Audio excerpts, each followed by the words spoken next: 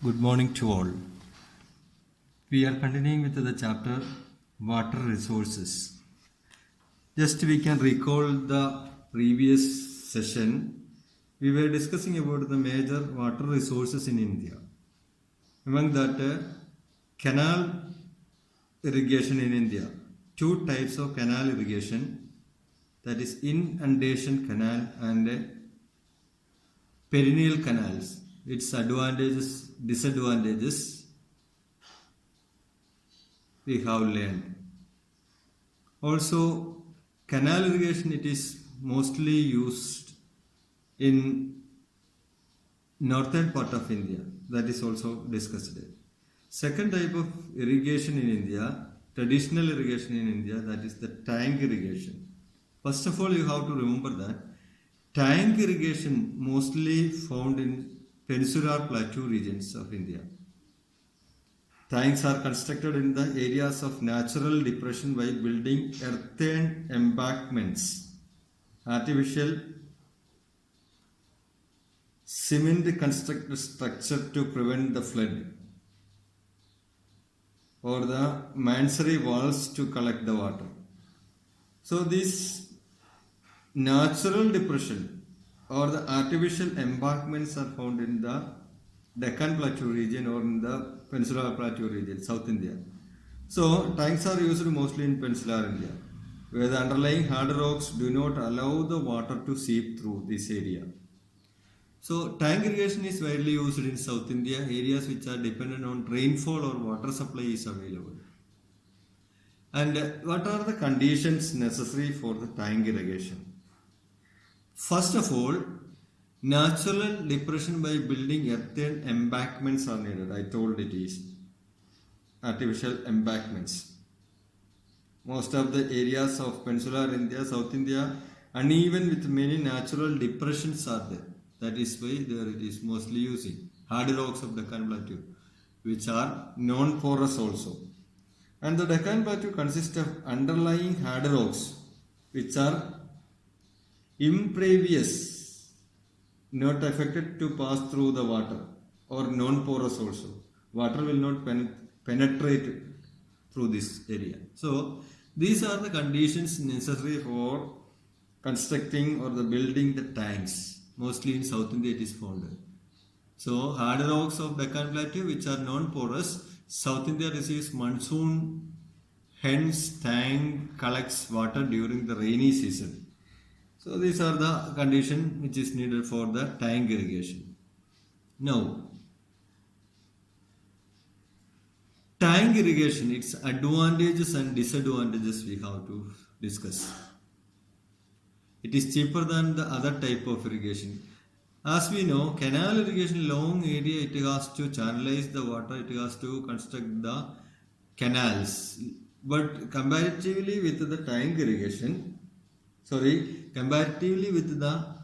canal irrigation, tank irrigation is cheaply. And also, tank irrigation is prevalent in Deccan Plateau region, where water is collected and used later irrigation. Water can collected and it can used for the later use, that is in the dry season it can use. So that is another advantage. Also, the tank water is used for domestic purpose and it can easy to build in the region where there is not possible to build the canals. And tank occupies less area. Tank water is used for domestic purpose also. These are the advantages of tank irrigation. If we consider disadvantages, large amount of water wasted through evaporation. So in the water, it is a reservoir type water storage only, collecting the water. So through the evaporation, water it is wasting. That is the first disadvantage. And also, tanks are non-perennial and dry up in summer. In summer season, it can dry up. And considering this and the large area they occupy, they become costly in comparison to the wells and the tube wells. And tanks become costly comparatively with the wells and the tube wells. And tanks use large areas of land. wherever the agriculture cultivation want to do. So that is also can write as a advantages and disadvantages of tank irrigation. Point wise it is given. Any 3 points you can learn. With these points you can write in the exam. Okay. Remember once again, tank irrigation mostly found in southern part of our country, South India, whereas canal irrigation is found in northern plains of India. That is the difference. One question it is asking from this area. So main point also you have to remember tank irrigation and canal irrigation, its advantages. Now the next topic that is the well irrigation. Well, third type of traditional method of irrigation, that is the well irrigation. Third one. About 40% of irrigated areas, it is based on well irrigation only. It is an old method of irrigation.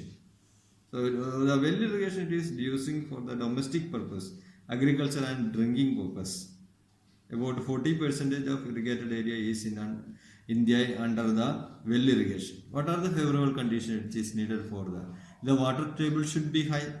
Wherever there is water table is high, water availability of the land, soil condition is high, water availability is high, there only the wells can construct.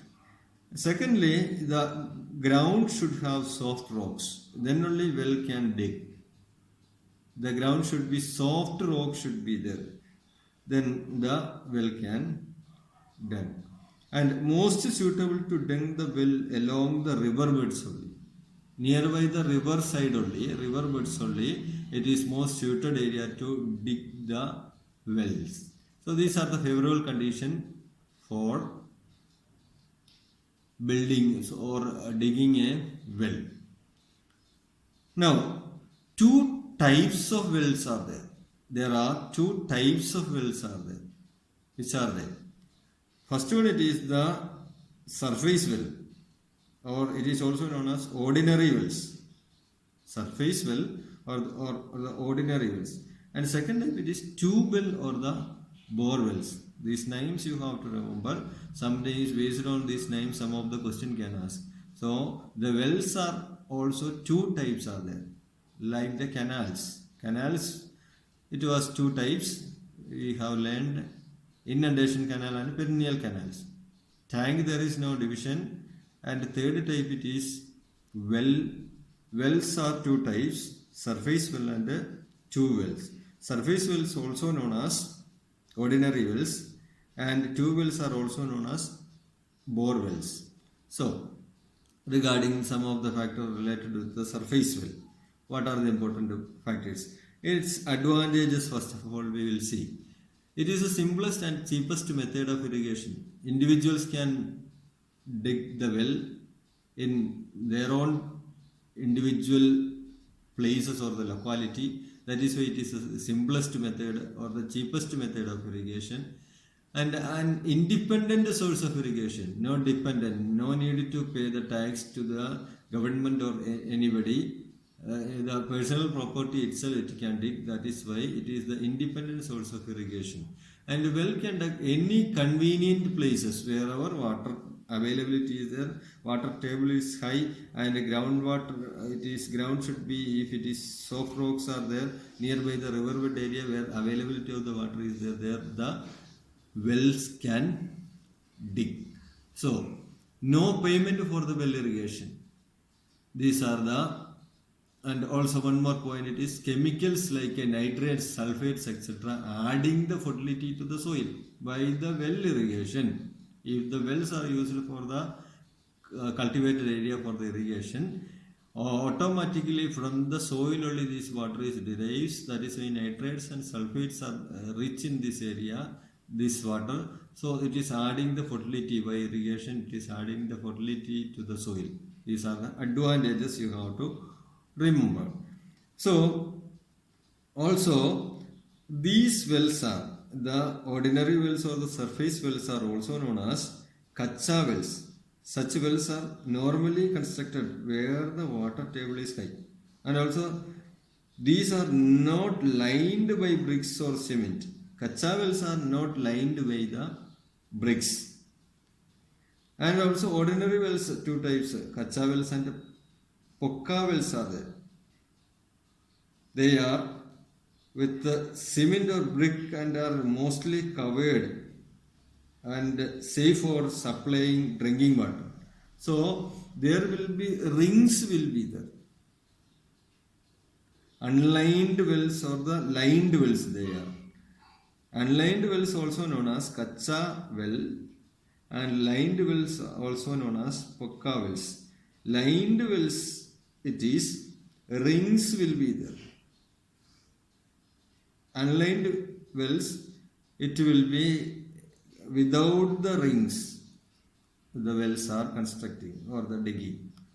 And for fetching the water, there are some of the traditional methods are using in different part of our country. The most common methods to use to fetch the water, that is called a Persian wheel or rehet, and it is worked by bullock and buffaloes. Traditional method to fetch the water. Methods to fetch the water from different areas, different methods are using. Desert region camels are using this Persian wheel or rehet in order to fetch the water from the well. Other methods like mahol, I think in UP it is known as dowry, not dowry, dowry. And camels are using Picolian type. Another traditional method it is using. These are the traditional method. Not it is important and also it is mentioning here. So advantages of surface well we have studied, and now the disadvantages of surface well. Not deep enough, hence it can dry up during the summer. One disadvantage. During summer, as it is not deep enough, the wells can dry up. Water sources will not be there during the summer season. And they can irrigate only a small area only. Individually using small area only it can irrigate.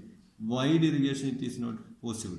The surface well tend to be salty or brackish.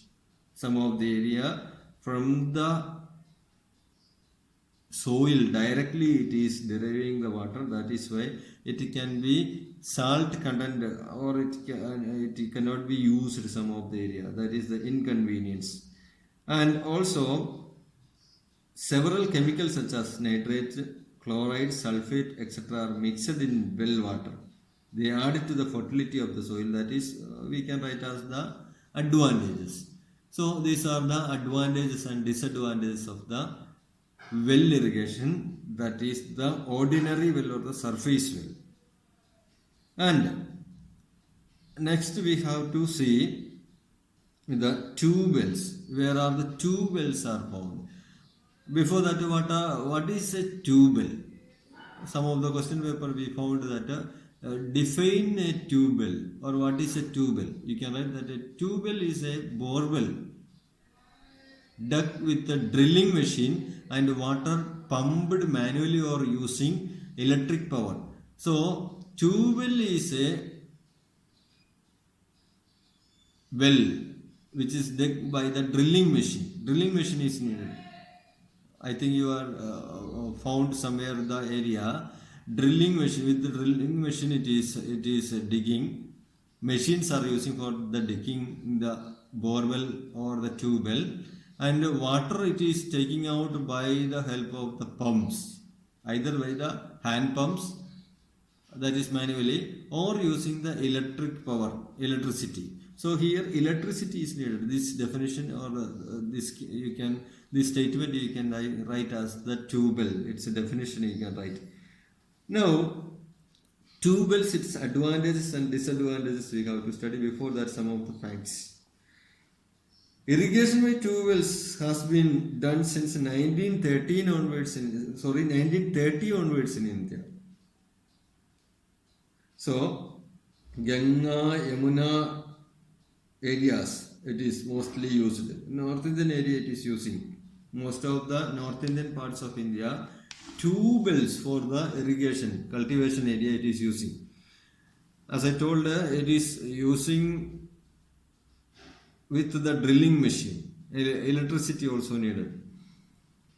So its advantages are borewells or the tube wells are useful during the drought condition. So it is digging the water from the underground water it is fetching. That is why it will not dry up during the dry season or the drought condition. It can use 1/5 of the total area is under the tube irrigation in India presently. 1/5 of the total areas of the country it is under the tube wells. And also they can irrigate a larger area, about 400 hectares as compared to surface well. They can irrigate a larger area, 400 hectares comparatively with the surface well, and they occupy less area as compared to surface well. Surface well manually it is digging, so the small area only borewell it is remaining. That is what it is occupy less area, and they do not cause any pollution. Another advantage. Disadvantage, if we consider tube wells disadvantage, irrigate only a limited area. Comparatively with the canal irrigation, it is canal and the tank irrigation, it is irrigating only limited area. And also farmers has to spend more money regularly for the electricity. In order to pay the electricity, with the help of the electricity only, so farmers must have spent money for the electricity. Another disadvantage. And it is not fit for areas of brackish groundwater. Wherever there is salt content or the brackish water it is available, this water it cannot be used for the cultivation or for the drinking purpose. That is another disadvantage. And the groundwater level goes down. That is the major problem related with the borewell. That is why some of the areas, some states, some regions, cities, wherever groundwater level is less, the borewell digging, constructing the borewell, it is banned by the state government or the central government in order to maintain the water table. The groundwater level it goes down whenever the tube wells are constructing. Not only that, the surface well, the ordinary well, its water table also decreasing down. Availability of the water from the ordinary well that is affected, badly affecting. It will not get the water from the ordinary wells. Wherever there is nearby the areas of ordinary wells, the tube wells are digging, then the ordinary well will be dried, so that it is the groundwater level goes down. That is also another disadvantages of the tube well. I think it is clear. So as like the ordinary well, some of the conditions are necessary for digging the tube well. What are the conditions necessary for digging a tube well? The ground should be soft, preferably alluvial soil is needed. So soft area it is easy to construct. Alluvial soil availability is there. Water table should be high. If the water table is not high, deep depth the construction should be it will be costly also. That is why the second condition, water table should be high. And also the areas must be adequate rainfall so as to replenish the groundwater. There must be adequate rainfall. And cheap hydroelectric power is needed, otherwise its expenditure will be more. Hydroelectric should be available to this area, then only the drilling machine can use. And also the climate of the area should not be extreme type. That is another condition necessary for. Any 3 to 4 condition you can write, which are given here. Condition necessary for constructing the tube wells. Then these are the important types of wells. After that we are moving to the modern methods of irrigation. So till now the methods of irrigation, traditional methods, old age methods of irrigation, 3 methods. They are the canal irrigation, Canal irrigation, two types, inundation canal and the perennial canals, tank irrigation, and lastly well irrigation. Two types of wells are there, surface well and tube wells. Surface wells also known as the ordinary wells. It is divided into two, which are there. Are you remembering? They are the unlined well or the lined well and two wells. This much it is traditional wells. Now the modern methods of irrigation, that includes three types. One, it is sprinkler irrigation. Sprinkler irrigation, wherever the cultivation is there. And the second one, it is the drip irrigation or the dip irrigation. Drip irrigation by drips. Third one, it is bamboo irrigation. Three modern methods of irrigations are also there. Simple only, we can study this. First of all, modern methods, first of all, sprinkler irrigation. Its advantages and disadvantages before moving that. What is this sprinkler irrigation? This is a type of overhead irrigation. And it is using only a couple of decades of ago. That is very recently it is. And in this type of irrigation, sprinkler areas are set up in the field and supplied with water by hoses. Small hoses or pipes are connecting to each plants beneath. Nearby the plants, it is the hoses are reaching or the pipes are reaching. From there, the water, it is sprinkles, spraying to the plants. Almost 1 to 2 meter height, the pipes are it is rotating around. With that rotation of these pipes, the water is spraying to the plants, somewhat resembling the rainfall. It is just like resembling the rainfall, like that it is. And it is suitable for almost all crops or moist soil. It is retaining the moisture for a long time. Water wastage also comparatively less only. So just like the rain water, how it is resembling, like that only it is spraying the water. I think you have also seen some of our lawns it is using. Small sprinklers are using. Such a way in a large field also, the sprinklers are using in different sides. It is using here and there. In the field it is setting up and a sprinkler irrigation it is using. We can see the advantages and disadvantages of this type of irrigation. Advantage, it does not cause any loss of water by seepages or evaporation. Advantage. Any comparison with other sources of irrigation, these sprinkler irrigation, there is loss of water or the seepage of water through the evaporation or the it will be less only. And water conservation, it is also this method it is ensures best method for the conservation, water conservation.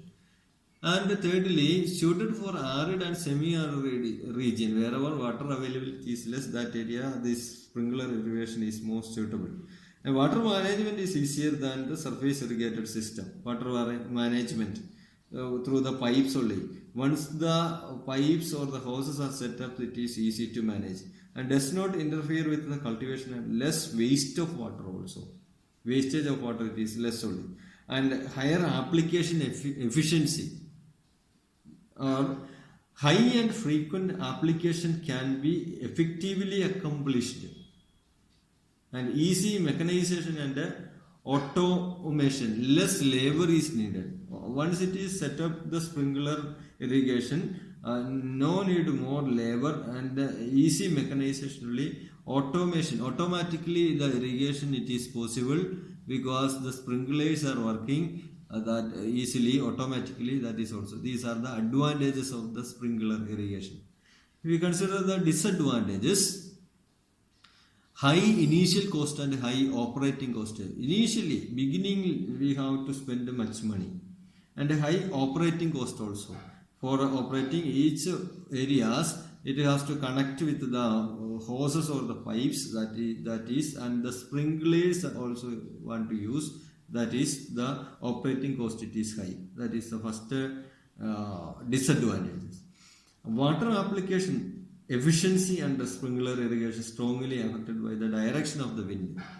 So based on the wind direction, water will be moving towards that direction. The other side will not get the irrigation. It is not common, then also as a disadvantage we can say this. And it may cause the leaf scrotch. What is the scrotch? Browning the plant tissues. You have seen that brown its leaves sometimes due to this.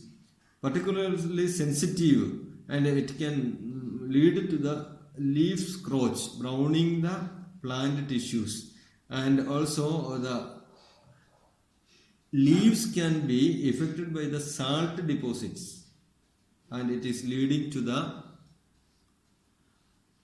leaf scrotch, or more evaporation can also take place through the transpiration. So these are the some of the disadvantages. One more disadvantage is high maintenance and constant meticulous maintenance it is needed. Careful maintenance. Precious and careful meticulous maintenance it is needed. That is another disadvantage of the sprinkler irrigation. I think it is clear. Disadvantages and advantages of the sprinkler irrigation. Then water must be free from sand and debris and salt, otherwise that will be badly affecting to the system sprinkler irrigation.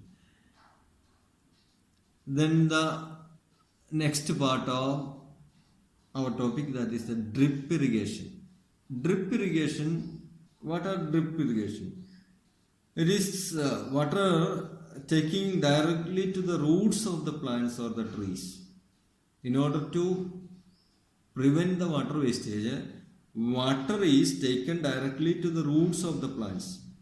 A plastic tube is used, or the pipes are using small holes,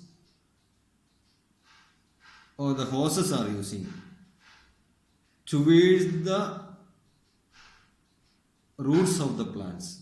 Hence the name drip irrigation is given to this type of irrigation. Directly the pipes are moving towards the roots of the plants, and the small holes are opening each plant's root, and through that way, by drop the water it is reaching into the plants. Continuously it is doing for a long time. Then the water wastage it will, evaporation can control drip irrigation. That is also widely used. And what are its advantages? Fertilizer and nutrient will not use. Runoff will not, wastage, movement of water will not be there. With the drips only, drops only, it is reaching near the roots of the plant. That is why there will not be runoff and wastage of nutrients or the fertilizer. It will not take place. Advantages of the drip irrigation. And loss is minimized due to the less leaching. Another advantage. Leaching will not take place. Leaching we have studied. It will be minimized. And water application efficiency and field leveling is not necessary. Field leveling is not necessary. As there is no water movement, mass movement, it will not take place. That is why. And recycled and non-potable water can be safely used here. The non-potable water also can use here. Recycled water which is used already, that is also can be used in this area. And soil erosion is less and water distribution is uniform. The same way each plant will get the irrigation. Less labor is enough, labor cost is enough, reducing the energy, that is the another advantage. And disadvantage, initial cost is more, like the sprinkler irrigation itself. Drip irrigation also, beginning you have to spend more money. And also sunlight results shortening the life of the tubes. It is continuously each plants nearby beneath the roots, the pipes are, it is laid down. That is why it can cause damage to the tubes by the sunlight. That is another problem. And result in water clogging. What is water clogging? Water can be clogging. It can cause the obstruction to the pipes or the tubes where the drips of water it is coming through the tubes. That can be water clogging or the obstruction can take place with the effect of the salt content or the debris. So water is not properly filtered and the equipment not properly worked or maintained, then this water clogging can take place. That will not effectively will not work the drip irrigation. These are the advantages and disadvantages of the drip irrigation. And next one it is the bamboo irrigation. Third methods of modern methods of irrigation, bamboo irrigation. That is also simple only. So, with the help of the bamboos, wherever the bamboo straits are available, straits means pieces are available, mainly in the northeastern states, Assam, Nagaland, Manipur, Arunachal Pradesh, Sikkim, Meghalaya. These areas, bamboos are available, bamboo straits are available. With the help of the bamboo straits, the irrigation is possible in a long area. That is called the bamboo irrigation.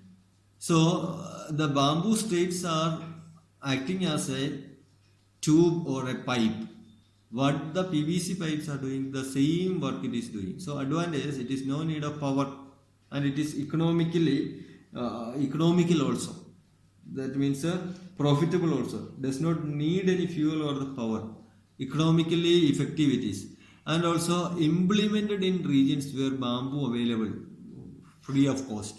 Disadvantage, bamboo straits to rot in rain time. So the continuously after 1 or 2 years after, it has to remove and it has to restore another bamboo straits. With the rain it can rot it, decay it. That is why the one of the disadvantage only, that is bamboo straight may rot in the rain. And also it is the system of 200 years old system, tapping stream water by using bamboo pipes. And it is used to practice in northeast part of India. I told you already. So the bamboo irrigation is the third method of modern irrigation method. Now the need for conservation of water, a simple topic. What is the need for conservation of water? One by one point wise we will see. What is the need for conservation of water? In order to meet the water scarcity due to over exploitation and excessive use and uneven distribution of water, the water conservation is needed. So I have made it a simple short points. You can follow these points only. You can write the same points. Different points are given in the book. I have it is written in a short way. Okay, so that you can write. India receives nearly 4% of the global precipitation only. Still, we have to suffer the water scarcity. We are suffering the water scarcity. That is why there is a need for conservation of water in order to meet the water scarcity due to the evaporation and excessive use and uneven distribution of the water. There is a scarcity. That is what we have to conserve the water. 4% of the global precipitation only it is available in our country, so we have to conserve. In order to avoid water pollution by domestic and industrial use, conservation of water it is needed. And chemical fertilizers and pesticides are also it is damaging the water, polluting the water. In order to control these pesticides wastage, it is moving towards the water, runoff to the water, that also we have to control. So the conservation is needed. Then to meet the need for large and growing populations need, demand for water it is increasing. That is what the conservation of water it is important. Increasing industrialization, agriculture and rapid urbanization, another need for water.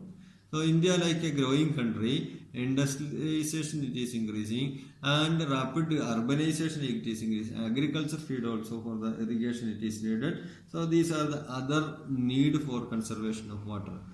And also Indian rivers like Ganga, Yamuna and many other rivers are in danger.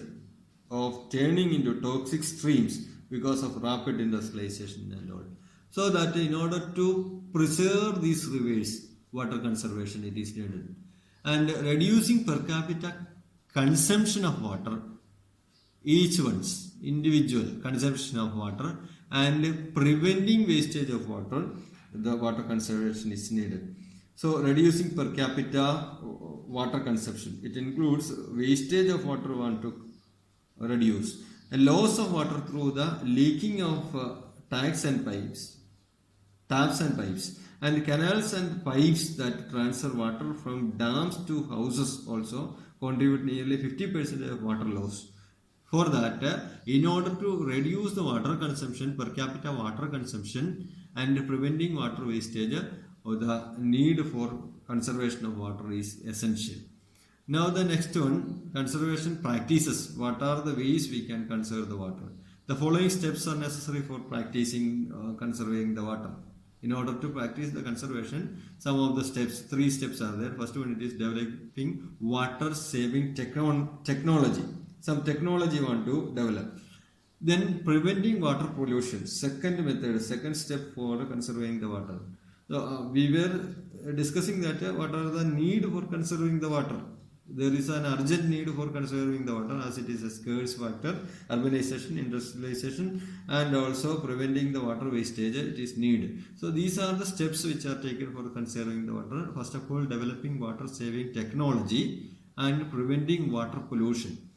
And third step it is promoting watershed development. That includes rainwater harvesting, water recycling and reuse.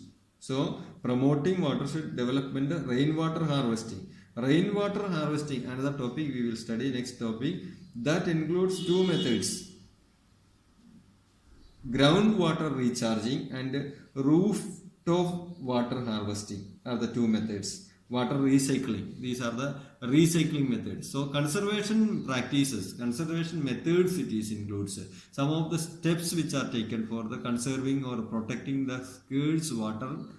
That is what these steps are: developing water saving technologies, different technologies, preventing water pollution, and promoting watershed development like the rainwater harvesting, roof water harvesting, and groundwater recharging are the steps.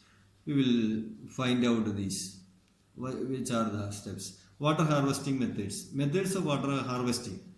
There are different methods, as I told you. Rainwater harvesting, recharging of the groundwater, the availability of the collecting rainwater directly or recharging into ground to improve the water table. These are the rainwater harvesting method, water harvesting method. Methods of water harvesting includes rainwater harvesting and recharge of groundwater, the availability of collecting rainwater directly or recharging into groundwater improvements are the important water harvesting methods. So this is important. One session of question can be asked from this area. These are the some of the pictures which are showing in the screen. The collecting of water, roof water harvesting through the roof water harvesting. So how it is using? It is collecting in a reservoir or the storage and later use with the help of the pipes it is using. Recharge the groundwater and raise its level. Objectives of rainwater harvesting. Recharge the groundwater and raise its level. Groundwater level in order to improve. It can be the collected water or the roof water through the rainwater it is collected, that can be it can be improve the water level. For example, whenever nearby a well during the summer season it is dry up, means if the stored water it is pouring into the areas of surrounded areas of the well, it is this water it is pouring, means that will be automatically through the soil it is penetrating to the well, and the water will be available during the summer season also. The groundwater level can rise. And also another objective to prevent the soil erosion or the flooding. Rainwater harvesting is important. During the rainy season, water will be collected. Wherever there is runoff, it is taking place, their area. Then it can control the soil erosion and flooding. And also, in order to check the water pollution can be checked through the rainwater harvesting. And to meet the demand for the water needs in the dry season, another important objectives of the rainwater. The dry season, future use, the summer season it can use. These are the main objectives of rainwater harvesting. Then another important topic related to this only, rooftop rainwater harvesting. We have seen the picture. Some more point. Collect the rainwater. What is rooftop rainwater harvesting? Collect the rainwater over the roof and channelize it through PVC pipes into the underground pits. Some well to be used by hand pumps. Example I told just previous.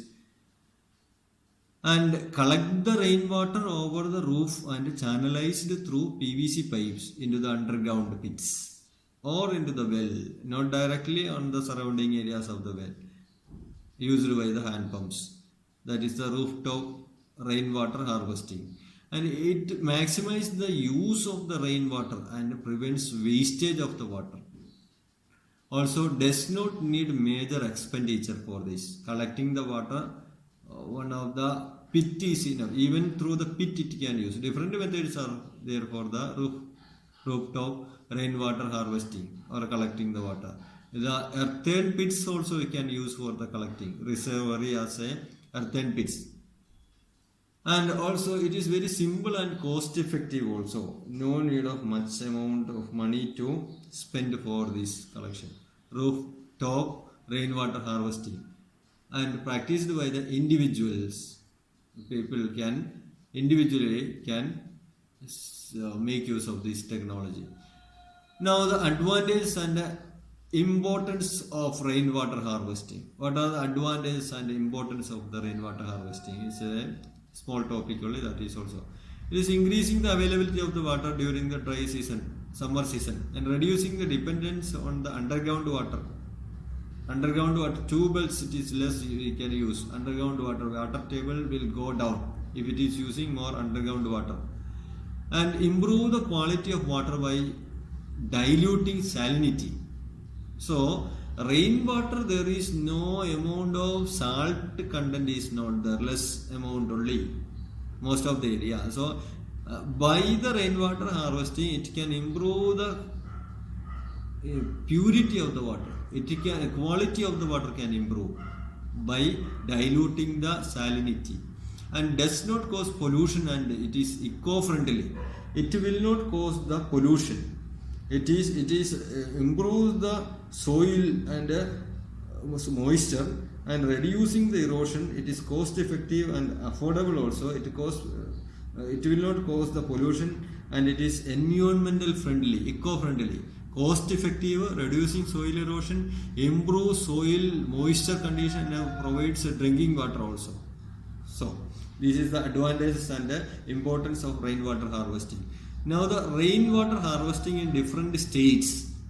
In the ancient period onwards, almost as early as 4500 BC itself, people of Thar deserts and Rajasthan have been harvesting the water in order to meet their needs. So it is an oldest method, ancient traditional method. Many other states of India also it is used in the ancient period onwards. We can see the names which it is used. Different names were used to store the water based on the state we can. Traditional method of harvesting it is the rainwater harvesting technique they are using.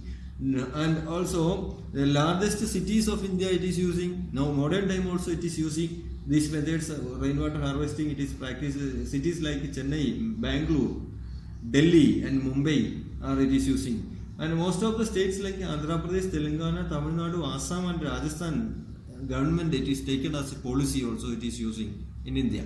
So the ancient names which are the ancient period onwards itself it is using 4500 BC the people were used in Thar deserts and Rajasthan. It is in Rajasthan known as Johans or the Kunds. Kund meaning itself the earthen pits. It is known as. And also in Gujarat, it is known as the Kaidin, these harvesting methods. And Cheruva, it is in Andhra Pradesh. These are the names. And Dongas in Assam. And Kere in Karnataka. The Pukar Bill Kail in West Bengal. These are the traditional rainwater harvesting methods. And Jammu and Kashmir, it is known as Songas. These are the names which are used for the rainwater harvesting traditionally in ancient period in different part of our country, in different states of our country. So this is which are given in the screen. That is one of the example for the rainwater harvesting. It is in the earthen pits, earthen natural pit wherever the water rainwater it is harvested, stored. That is shown in the picture. By this it is clear, I think. So these are the most important points you have to remember here. And pit recharging, trenches, dungs and wells are also recharging of groundwater. Another, as like the rainwater harvesting, the groundwater recharging also important. Pit recharging, in the picture you can see one of the pit recharging, the artificial pit which are made by the people, and there it is making the harvesting the water, collecting the water. New concept of rainwater harvesting it is. So the groundwater harvesting, pit recharging it is, and trenches are making, the pits are making, trenches are making in the ground, and dung wells, another methods, recharging of the water. Hand pumps are also using. So these are some of the recharge of groundwater methods. New concept of rainwater harvesting, and is the structure generally used for this purpose are pit recharge, trenches and dung wells, and hand pumps are using. Hand pumps. The existing hand pumps may be used for the recharging the shallow or deep aquifers. If the water is scarce that area, it is using. These are the modern methods or techniques which are using. And the last topic, it is related with the national water policy in this chapter. National water policy. What are the objectives of national water policy? We will discuss in this chapter. The objectives of national water policy. Optimum and judicious management of and conservation of the water is the main objective of national water policy in India. Optimum usage and judicious usage. So the main objective is the policy providing surplus water to the deficit area. Wherever water is not available, deficit area, surplus water want to provide. So according to the estimate, total precipitation approximately 400 million hectare meter in our country. About 178 million hectares. This data is given in your book. You can see, go through that one. And out of this, 50%, about 50% can be used because of the topographical features. The groundwater potential is about 42 million hectare only. So the judicious use of water it is needed. That is why it is our adopted national water policy. Another objective is to provide surplus water to the deficit area. I told you already. National water grid for the proper water management, it is the another policy for the national water policy.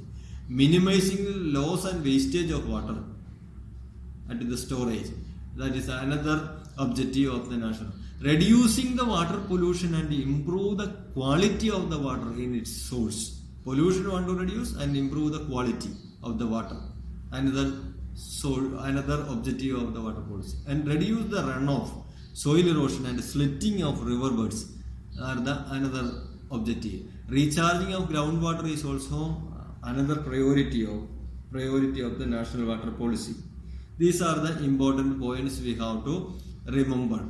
So I think it is clear to you all the policies related with the water harvesting and also recharging of the groundwater. Today we have described the modern methods and the ancient methods of methods of irrigation. we have learned. Conservation of water and its importance are also we have learned. So this is the end of this chapter, and next session we will be starting a new chapter, and until then take care. Thank you.